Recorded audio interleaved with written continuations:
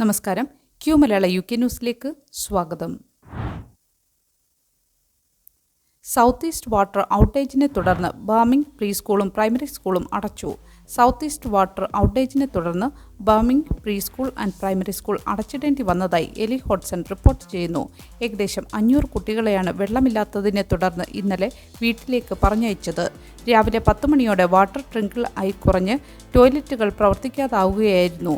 1 മണിക്കൂറോളം സാഹചര്യം വിലയിരുത്തിയ ശേഷം സ്കൂൾ അടച്ചിടാൻ executive head teacher Ashley Crittenson തീരുമാനമെടുക്കുകയായിരുന്നു. സ്കൂൾ അധികൃതർക്ക് സൗത്ത് ഈസ്റ്റ് വാട്ടർ അധികൃതരുമായി ബന്ധപ്പെടാൻ 3 മണിക്കൂർ എടുത്തത് വലിയ വെല്ലുവിളിയായി. കമ്പനി ഫാൻഡ് പ്രദേശത്തെ ഒരു വാട്ടർ ലീക്കാണ് കാരണമെന്ന് പറഞ്ഞെങ്കിലും സ്കൂൾ അത് സ്വീകരിക്കാതെ വീണ്ടും പരിശോധന ആവശ്യപ്പെട്ടു. വൈകുന്നേരത്തോടെയാണ് സ്കൂളുകളിൽ വീണ്ടും വെള്ളം പുനഃസ്ഥാപിക്കപ്പെട്ടത്. ഇന്ന് സ്കൂൾ തുറക്കുന്നതിനുള്ള സാഹചര്യങ്ങൾ വിലയിരുത്തുമെന്ന് അധികൃതർ അറിയിച്ചു. കുട്ടികളുടെ പഠനം മുടങ്ങിയതും രക്ഷകർത്താക്കൾക്ക് ജോലിയിൽ നിന്ന് അവധിയെടുക്കേണ്ടി വന്നതും വലിയ ബുദ്ധിമുട്ടുണ്ടാക്കിയതായി അവർ കൂട്ടിച്ചേർത്തു. UK ബാങ്കുകളിൽ മാർച്ച് 19 മുതൽ പുതിയ കോൺടാക്ട്ലെസ് പേയ്മെന്റ് നിയമം. UK ബാങ്ക് കാർഡുകൾ ഉപയോഗിക്കുന്നവർക്കായി 2026 മാർച്ച് 19 മുതൽ പുതിയ കോൺടാക്ട്ലെസ് പേയ്മെന്റ് നിയമങ്ങൾ നിലവിൽ വരുന്നു.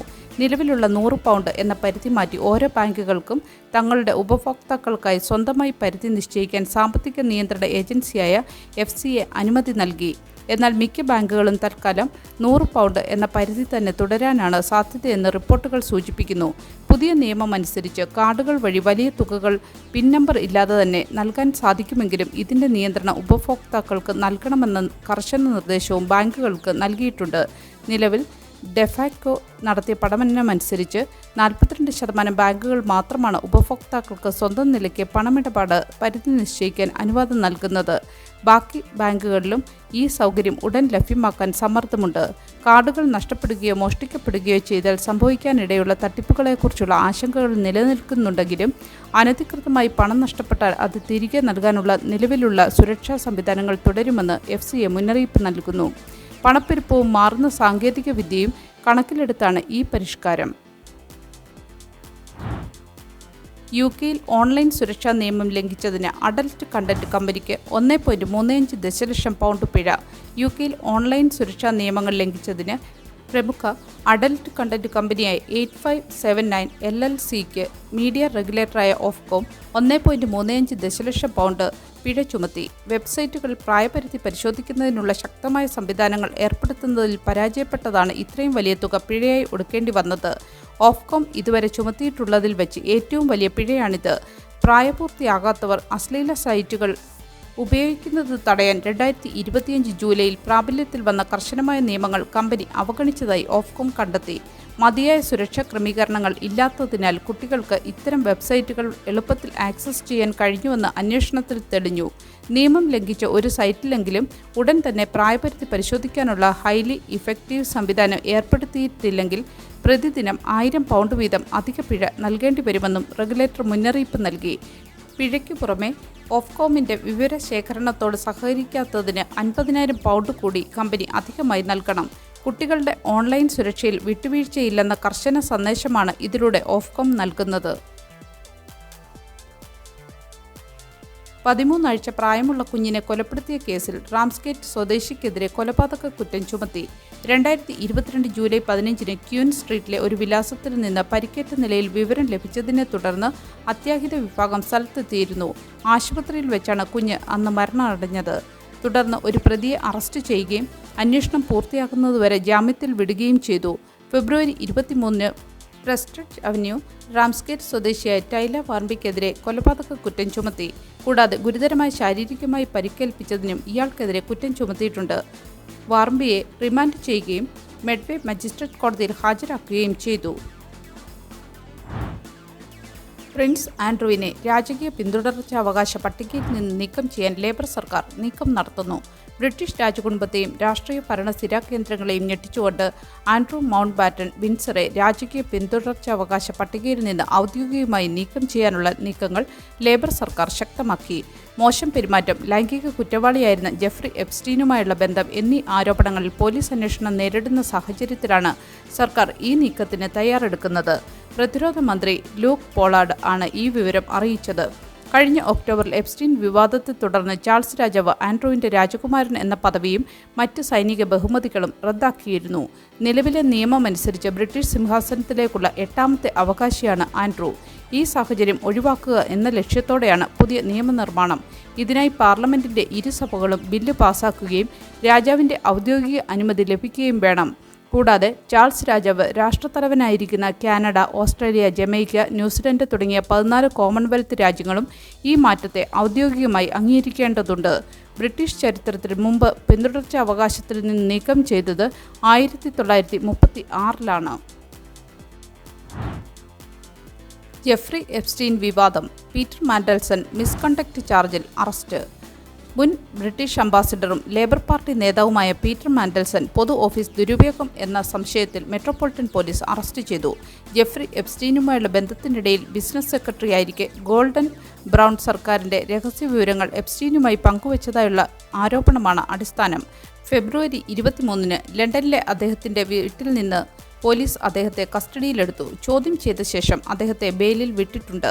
ഈ അറസ്റ്റ് പ്രധാനമന്ത്രി കീർ സ്റ്റാർമറിന് വലിയ രാഷ്ട്രീയ പ്രശ്നമുണ്ടാക്കിയിട്ടുണ്ട്. കാരണം അദ്ദേഹമാണ് മാൻഡൽസനെ അംബാസഡറാക്കി നിയമിച്ചത്. പ്രധാനമന്ത്രി കീർ സ്റ്റാർമർ മാൻഡൽസനെ US അംബാസഡറായി നിയമിച്ചതിലെ തൻ്റെ തെറ്റായ തീരുമാനത്തെക്കുറിച്ച് എപ്സ്റ്റീൻ്റെ ഇരകളോട് ഇതിനോടകം ക്ഷമാപണം നടത്തിയിരുന്നു.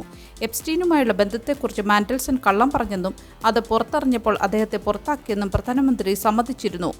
ഈ വിഷയത്തിൽ മാൻഡൽസന്റെ അറസ്റ്റ് വരാനിരിക്കുന്ന ഉപതെരഞ്ഞെടുപ്പിൽ പ്രതിപക്ഷത്തിന് ഒരു പ്രചാരണ വിഷയമായി മാറിയിട്ടുണ്ട്.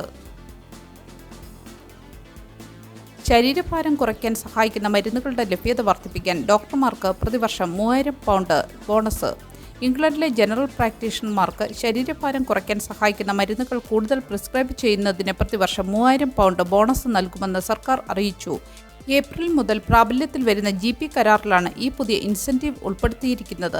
ശരീരഭാരം കുറയ്ക്കാൻ സഹായിക്കുന്ന പ്രോഗ്രാമുകളിലേക്ക് രോഗികളെ റഫർ ചെയ്യുന്നതിന് ഓരോ വർഷവും ഏകദേശം 1000 പൗണ്ട് അധിക ധനസഹായവും ഡോക്ടർമാർക്ക് ലഭിക്കും. ശരീരഭാരം കുറയ്ക്കാൻ സഹായം ആവശ്യമുള്ള രോഗികൾക്ക് അത് ലഭ്യമാക്കേണ്ടത് പ്രധാനമാണെന്ന് മന്ത്രിമാർ പറഞ്ഞു. എന്നാൽ മരുന്നുകൾക്ക് NHS വഴി കർശനമായ നിയന്ത്രണങ്ങൾ നിലവിലുള്ളതിനാൽ ഈ പദ്ധതിക്ക് വലിയ സ്വാധീനം ചെലുത്താൻ കഴിയില്ലെന്ന് വിദഗ്ധർ മുന്നറിയിപ്പ് നൽകുന്നു. നിലവിൽ മൊഞ്ചാരോ, വെഗോവെ തുടങ്ങിയ പുതിയ തലമുറയിലെ മരുന്നുകൾ ലഭ്യമാണെങ്കിലും അവ GPമാർക്ക് പകരം സ്പെഷ്യലിസ്റ്റ് NHS വെയ്റ്റ് ലോസ് സർവീസുകളാണ് നൽകുന്നത്. 1 മില്യണിലധികം ആളുകൾ നിലവിൽ ശരീരഭാരം കുറയ്ക്കുന്നതിനുള്ള മരുന്നുകൾ ഉപയോഗിക്കുന്നതായാണ് കണക്കാക്കപ്പെടുന്നത്. അതിൽ 9 പേരിൽ 10 പേരും സ്വകാര്യമായി പണം നൽകിയാണ് ഇവ വാങ്ങുന്നത്. കുറഞ്ഞ ശമ്പളം വാങ്ങുന്ന യുവ ബിരുദധാരികളെ സ്റ്റെൽത്ത് ടാക്സ് വഴി ചൂഷണം ചെയ്യാൻ സർക്കാർ നീക്കം. ബിരുദധാരികളും കുറഞ്ഞ ശമ്പളം വാങ്ങുന്ന യുവ തൊഴിലാളികളുമാണ് സർക്കാർ പദ്ധതികളുടെ മറവിൽ സ്റ്റെൽത്ത് ടാക്സ് വഴി ചൂഷണത്തിന് ഇരയാകുന്നതായി റിപ്പോർട്ടുകൾ പുറത്തുവരുന്നു. ചാൻസലർ റേച്ചൽ റീവ്സിന്റെ നവംബറിലെ ബജറ്റിൽ പ്ലാൻ ടു സ്റ്റുഡൻസ് ലോണുകൾ തിരിച്ചടയ്ക്കാൻ തുടങ്ങുന്ന ശമ്പളപരിധി അടുത്ത 3 വർഷത്തേക്ക് 29,375 പൗണ്ട് എന്ന നിരക്കിൽ മരവിപ്പിച്ചു.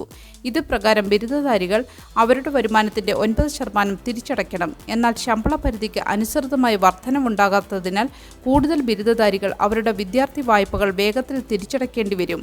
അടുത്ത ഏപ്രിലിൽ ദേശീയ മിനിമം വേതനം മണിക്കൂറിന് 12.21 പൗണ്ടിൽ നിന്ന് 12.71 പൗണ്ടായി ഉയരുമ്പോൾ 3 വർഷത്തേക്ക് ഇതേ നിരക്കിൽ വർധനവ് തുടർന്നാൽ മുഴുവൻ സമയ ജോലി ചെയ്യുന്ന ഏറ്റവും കുറഞ്ഞ വരുമാനമുള്ള ബിരുദധാരികളുടെ പോലും വരുമാനം വിദ്യാർത്ഥി വായ്പാ തിരിച്ചടവ് പരിധി ലംഘിക്കും.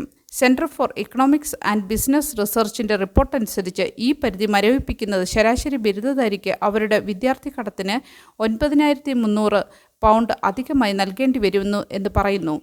2022 ബിരുദം നേടിയവർ ശരാശരി 70,000 പൗണ്ട് വിദ്യാർത്ഥി വായ്പയ്ക്കായി തിരിച്ചടയ്ക്കേണ്ടി വരുമെന്നും കണക്കാക്കപ്പെടുന്നു. അയർലൻഡിലെ ഫുഡ് ബാങ്കിന് മുന്നിൽ ക്യൂ നിന്ന വിദ്യാർത്ഥികളുടെ ചിത്രം. ഇന്ത്യക്കാർക്കെതിരെ സോഷ്യൽ മീഡിയയിൽ വംശീയ അധിക്ഷേപം. അയർലൻഡിലെ ഗാൽവേ സർവകലാശാലയിലെ ഫുഡ് ബാങ്കിന് മുന്നിൽ ക്യൂ നിന്ന വിദ്യാർത്ഥികളുടെ ചിത്രം പുറത്തു വന്നതോടെ ഇന്ത്യക്കാർക്കെതിരെ സോഷ്യൽ മീഡിയയിൽ വംശീയ അധിക്ഷേപം ശക്തമാകുന്നു. ഐറിഷ് ടൈംസ് പ്രസിദ്ധീകരിച്ച ചിത്രത്തിൽ ക്യൂവിലുണ്ടായിരുന്നവരിൽ ഭൂരിഭാഗവും ഇന്ത്യൻ വിദ്യാർത്ഥികളാണെന്നും ഇവർ രാജ്യത്തിൻ്റെ സേവനങ്ങളെ ചൂഷണം ചെയ്യുകയാണെന്നും വിമർശനം ഉയർന്നു. എന്നാൽ രാജ്യത്തിൻ്റെ വികസനത്തിൽ ഇന്ത്യക്കാരുടെ സംഭാവനകളെ പ്രശംസിച്ച അയർലൻഡ് അധികൃതർ ഇത്തരം സൈബർ ആക്രമണങ്ങളെ അപലപിച്ചു. അയർലൻഡിലെ ഇന്ത്യൻ എംബസി സുരക്ഷാ നിർദ്ദേശങ്ങൾ പുറത്തിറക്കിയിട്ടുണ്ട്. ഗാൽവേയിലെ ഫുഡ് ബാങ്ക് കഴിഞ്ഞ വർഷം 5.36 കോടി രൂപയുടെ ഭക്ഷണമാണ് വിറ്റഴിച്ചത്. അയർലൻഡിലെ വർദ്ധിച്ചുവരുന്ന ജീവിത ചെലവും വാടകയും കാരണം പല വിദ്യാർത്ഥികളും ഭക്ഷണത്തിനായി ഫുഡ് ബാങ്കുകളെ ആശ്രയിക്കുന്നതായാണ് റിപ്പോർട്ടുകൾ. അയർലൻഡിൽ ഏകദേശം 1.5 ലക്ഷത്തോളം ഇന്ത്യക്കാർ വിവിധ മേഖലകളിലായി താമസിക്കുന്നുണ്ട്. ഇന്ത്യൻ വിദ്യാർത്ഥികൾക്കെതിരായ വർദ്ധിച്ചുവരുന്ന അധിക്ഷേപങ്ങളിലും ആക്രമണങ്ങളിലും ഇന്ത്യൻ എംബസി കഴിഞ്ഞ മാസം ആശങ്ക പ്രകടിപ്പിച്ചിരുന്നു. നല്ലൊരു ദിവസം ആശംസിച്ചുകൊണ്ട് ഈ വാർത്താ ബുള്ളറ്റിൻ ഇവിടെ പൂർണ്ണമാക്കുന്നു. എല്ലാ ദിവസവും ക്യൂ മലയാളം UK ന്യൂസിൽ നിന്നുള്ള വാർത്താ അപ്ഡേറ്റുകൾക്കായി കാത്തിരിക്കുക. നോട്ടിഫിക്കേഷനുകൾ ലഭിക്കുന്നതിന് ബെല്ലൈക്കൺ എനേബിൾ ചെയ്യണമെന്നും ഫേസ്ബുക്ക്, ഇൻസ്റ്റാഗ്രാം, യൂട്യൂബ് എന്നിവയിലൂടെ Q Malayalam UK news follow ചെയ്യണമെന്നും അഭ്യർത്ഥിക്കുന്നു.